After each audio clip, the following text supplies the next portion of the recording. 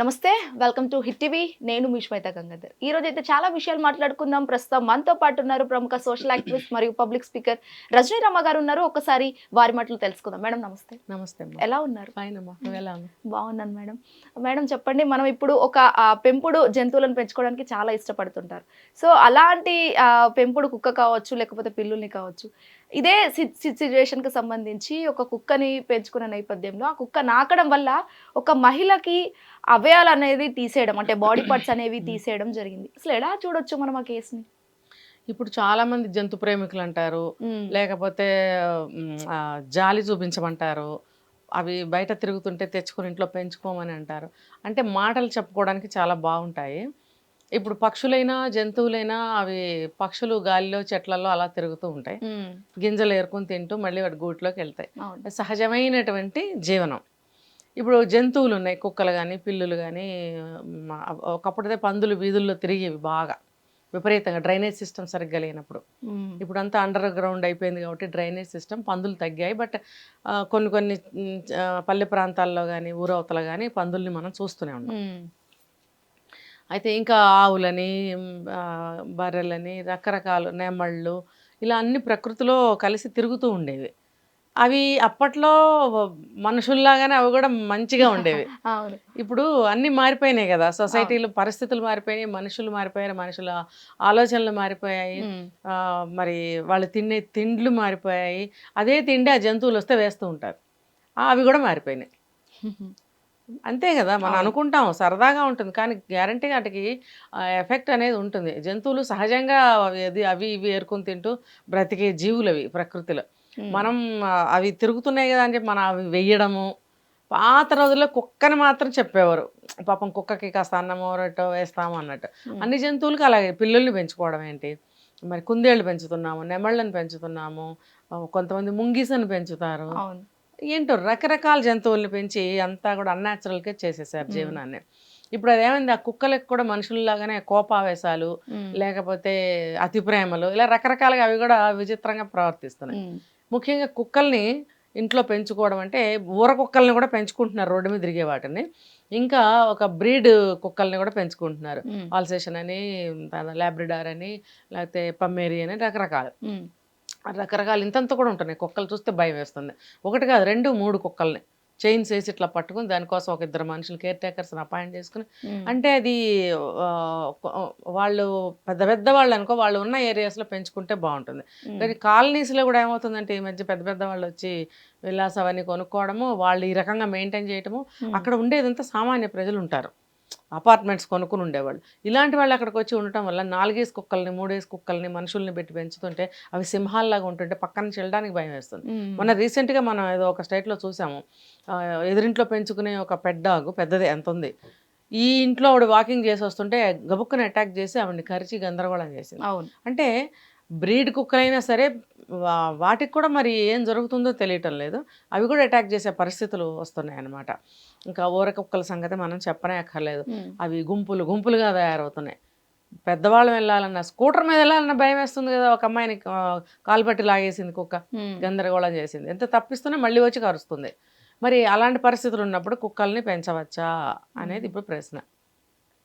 ఆ మధ్య కొంతమంది గొడవ చేశారు కదా, కుక్కల్ని మీరు ఇలా చేస్తారా అలా చేస్తారా, ఫుడ్ వేయొద్దంటారా వాటికి అని చెప్పి పెద్ద పెద్ద వాళ్ళు అరిచారు.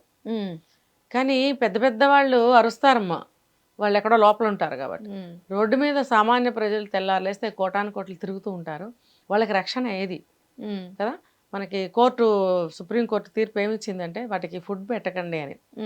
అసలు మనం ఎందుకు ఫుడ్ పెట్టాలి? నేను ఇందాక చెప్పాను, అవి ఎక్కడో ఆ అడవుల్లో ఉండే జంతువులు న్యాచురల్ ఫుడ్ సేకరించుకొని వేటాడుకొని తిని అక్కడక్కడ ఉండేవి, ఊళ్ళల్లోకి వచ్చి ఈ రకంగా తయారయ్యాయి. అవును, పాత రోజుల్లో సాత్వికంగానే ఉండేవి, గ్రామసింహాలు అనేవారు వీటిని. కానీ తర్వాత ఇప్పుడు చెప్పిన పరిణామం దారి తీసినప్పుడు ఎంత జాగ్రత్తగా ఉండాలి. ఇప్పుడు సుప్రీంకోర్టు ఇచ్చిన తీర్పు తప్ప ఒప్ప అని నేను అనను, అంటే జంతు ప్రేమికులది తప్ప ఒప్ప అని నేను మాట్లాడటం లేదు. జరుగుతున్న పరిణామాల దృష్టిలో పెట్టుకొని మనము జాగ్రత్తలు తీసుకోవాలి. జాగ్రత్తలు తీసుకోనే క్రమంలో సుప్రీంకోర్టు కూడా ఆర్డర్ చేసింది. దానికి ఫుడ్ పెట్టడం వల్ల ఏంటంటే రెగ్యులర్గా అక్కడికి వస్తూ ఉంటాయి. ఒకటి వచ్చి ఊరుకోదు, గుంపులుగా తీసుకొస్తాయి అవి. గుంపులుగా తీసుకురావడమే కాదు, వీటికి మళ్ళీ పిల్లలు పుట్టి సంతానం పెరిగి ఇంకొంచెం వాటి ఇది పెరుగుతుంది, వాటి జనాభా పెరుగుతుంది.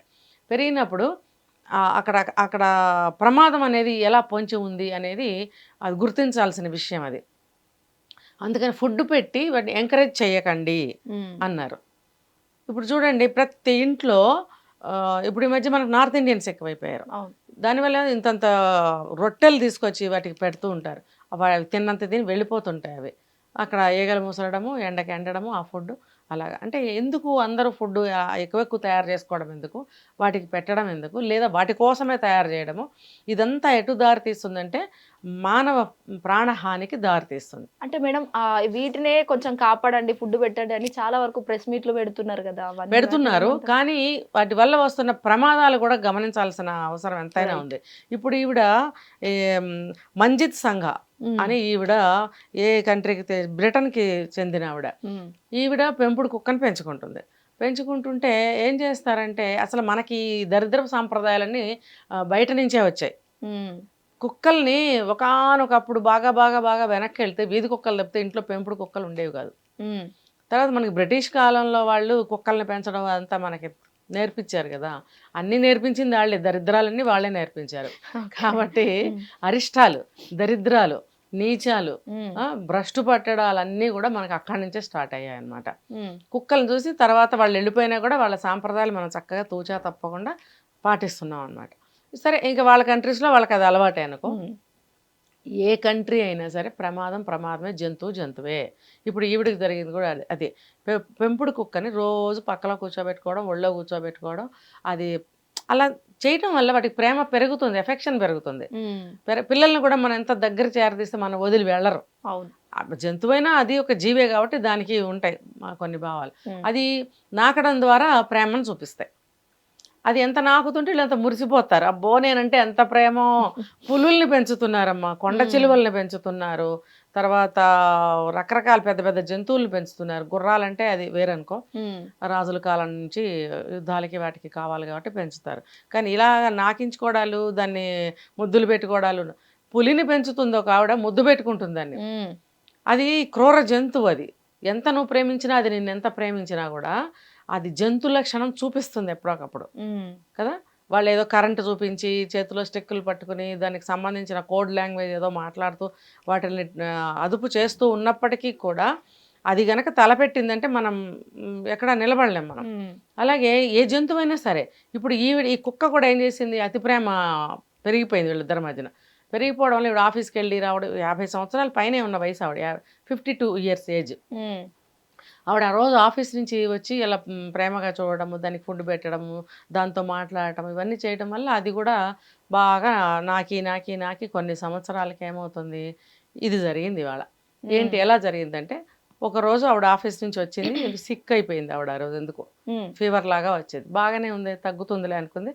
మర్నాడు పొద్దునకి ఆవిడకి ఇంకా సీరియస్ అయిపోయింది. చలి జ్వరం లాగా రావటము, పెయిన్స్ రావడము, ఏదో ఒక రకంగా ఉంటుంది కదా సిక్నెస్. ఏంటి, కుటుంబ సభ్యులు తీసుకెళ్ళి హాస్పిటల్లో జాయిన్ చేశారు. ఆమెకు టెస్టులు చేస్తే వాళ్ళు హాస్పిటల్ డాక్టర్స్ నిర్ఘాంతపోయారంట. టెస్టులు చేస్తే వాళ్ళకి వచ్చినటువంటి రోగం పేరు ఏంటంటే, ఆవిడకి ముఖ్యంగా చేతి మీద మనకి ఎప్పుడైనా చిన్న చిన్న స్క్రాచెస్ ఉన్నాయనుకో, మన స్టవ్ వెలిగిస్తుంటే కరెంట్ షాక్ కొట్టినట్టు ఉంటుంది. ఎందుకు, వూండ్ ఏదన్నా ఉంటే మనం స్టవ్ దగ్గర కానీ తలుపులు కానీ కర్టెన్స్ కానీ టచ్ అయినప్పుడు షాక్ కొట్టినట్టు అనిపిస్తుంది. గమనించారా? మనకి తెలియకుండానే ఎక్కడైనా చిన్న చిన్న పగుళ్ళు చేతుల మీద ఉండొచ్చు, లేదా చిన్నగా గీసుకుంటే ఏదన్నా గీరుకున్న గీతలు ఉంటాయి కదా, అవి కూడా అదేంటంటే హోల్స్ అనేవి ఓపెన్ అవుతాయి అక్కడ. అయినప్పుడు మనకి ఎఫెక్ట్ చూపిస్తుంది. గబుక్కుని చురుక్కుమన్నట్టు అనిపించడము, ఏదైనా ఇన్ఫెక్షన్స్ దాని ద్వారా కూడా వెళ్ళొచ్చు లోపలికి. అట్లా ఈవిడికి కూడా దానికి సంబంధించినటువంటి ఒక బ్యాక్టీరియా కుక్క లాలాజలం నుంచి, ఇప్పుడు సాధారణంగా చెయ్యి ఇలా అంటూ ఉంటారు, అది కూడా చేతినే నాకుతూ ఉంటుంది. అక్కడ చేతి మీద ఆవిడకి స్క్రాచ్ ఉంది, ఏదో గీరుకుని ఉంటుంది ఆవిడకి.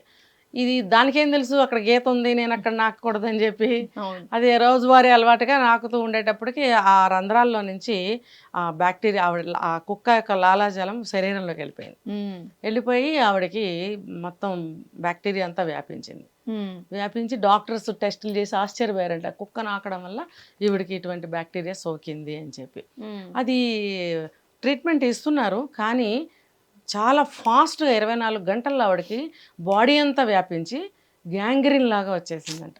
ఉమ్, అది వస్తే ఏమవుతుందంటే తినేస్తుంది బాడీని, ఉమ్, ముఖ్యంగా కాళ్ళు చేతులు అట్లా. ఇంకా షుగర్ పేషెంట్స్ అయితే ఇంకా ఘోరంగా ఉంటుంది. ఉమ్, దానివల్ల ఏమైందంటే ఆవిడకి ఇన్ఫెక్షన్ చాలా ఫాస్ట్గా పెరిగిపోయి అర్జెంటుగా ఆవిడకి 2 కాళ్ళు మోకాళ్ళ కింద వరకు తీసేశారు, ఉమ్, చేతులు కూడా కొంతవరకు తీసేశారు. అది మొత్తం తీసారా సగం తీసారా అనేది మనకి అప్రస్తుతం. ముందు చేతులు అయితే ఉండవు కదా, ఉమ్, ఏ పని చేసుకోవడానికి ఉండదు.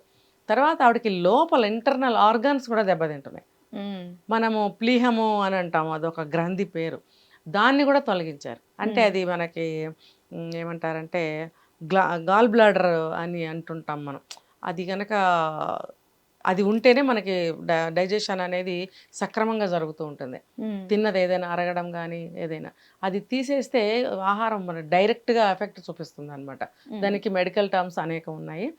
అయితే దాన్ని కూడా తీసేశారు. అంటే బాడీని కంట్రోల్ చేసేటువంటి సిస్టమ్ ఆవిడ పోయింది. ఓకే. ఇప్పుడు కాళ్ళు చేతులు లేవు, ఒకటి మొండంలాగా ఆవిడ మిగిలింది. ఉమ్, ఆవిడకి ఎంత జీవోత్సవం లాగా బ్రతుకుతుంది కదా. అవును. ఇప్పుడు ఆవిడకి ఏ రోగం వచ్చింది, ఎలా వచ్చింది, ఇదంతా అప్రస్తుతం మనకి. దాని పేర్లేంటి అప్రస్తుతం.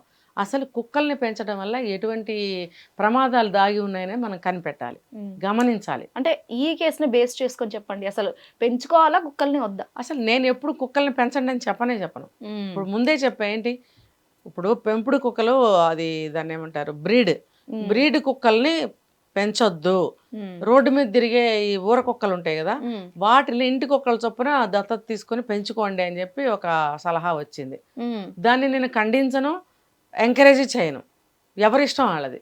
కానీ సమాజం ఎటుపోతుంది, ప్రజలు ఏమవుతున్నారు, ఉమ్, వచ్చే రోగాలు ఎలా వస్తున్నాయి, జీవితాలు ఏమవుతున్నాయి, ఇవి ఎవరికి వాళ్ళు ఆలోచించుకోవాలి. ఈ కేసు చూసిన తర్వాత ఇది ఒక్కటే కాదమ్మా, పీకుతున్నాయి కదా, ఎక్కడికి వెళ్తే అక్కడ వెంటబడి పీకుతున్నాయి. అసలు ఇల్లు దాటి బయటకు వెళ్ళాలంటే కారులో తప్పితే 2 వీలర్ మీద వెళ్ళే పరిస్థితి కూడా లేనట్టుగా అయిపోయింది. ఉమ్, అంటే అంత భయానకంగా పరిస్థితి తయారవుతున్నప్పుడు ఉమ్, ఇంకా కుక్కల్ని పెంచుకోండి, దాన్ని పెంచండి, దీన్ని పెంచండి అని చెప్పడం కూడా అనవసరం. అవి వాటిని అడవిలో వదిలేయాలి అసలు. ఇప్పుడు కంప్లైంట్ ఇస్తే వచ్చి తీసుకెళ్ళి ఒక కుక్కని ఒకసారికి ఒక కుక్కనో లేకపోతే మహా అయితే 2 కుక్కలను తీసుకెళ్తున్నారు, ఫ్యామిలీ ప్లానింగ్ చేస్తున్నామంటున్నారు జిహెచ్ఎంసీ వాళ్ళు. మళ్ళీ తీసుకొచ్చి అది ఎక్కడి నుంచి తీసుకెళ్లారో అక్కడే వదిలిపెడుతున్నారు. కాదు, వీటిని దూరంగా ఫారెస్ట్లో వదిలేయాలి. ఉమ్, అప్పుడు అవి అక్కడ దొరికింది తింటూ బ్రతుకుతాయి, తర్వాత చనిపోతాయి.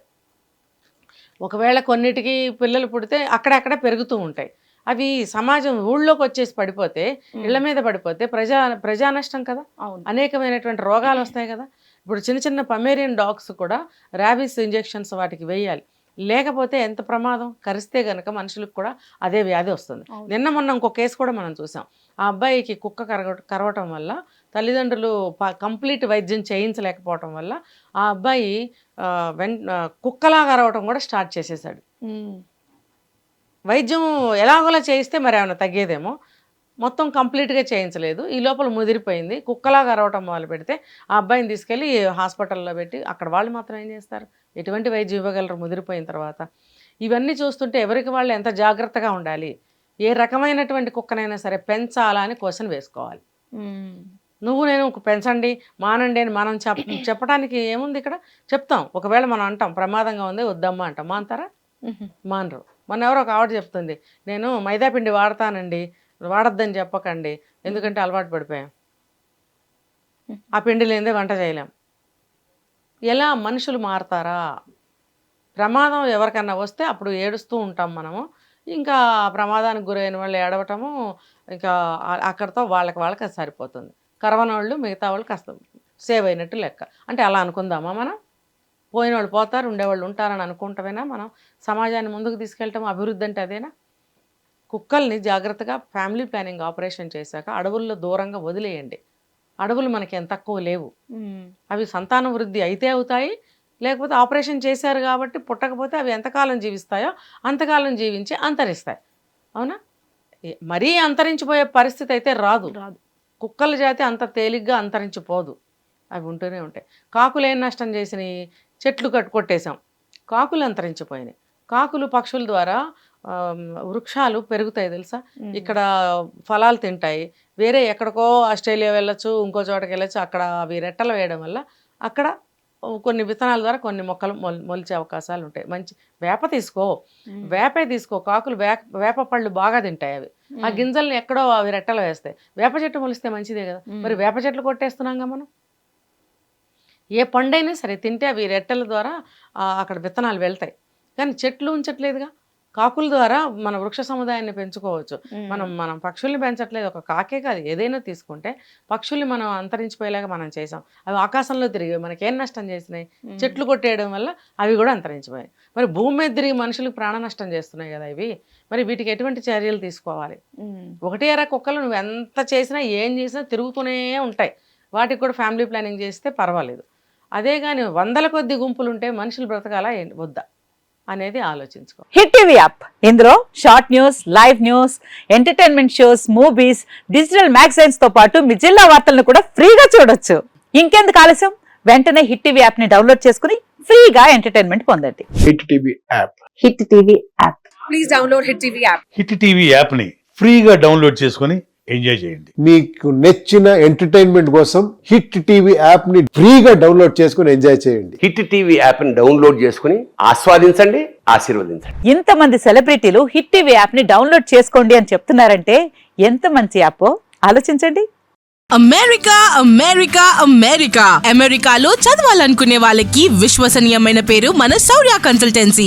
UK లో 1 year masters, UK లో 1 year masters, 2 years work permit up to 5 years visa. Contact Saurya Consultancy. Contact 89851 89851.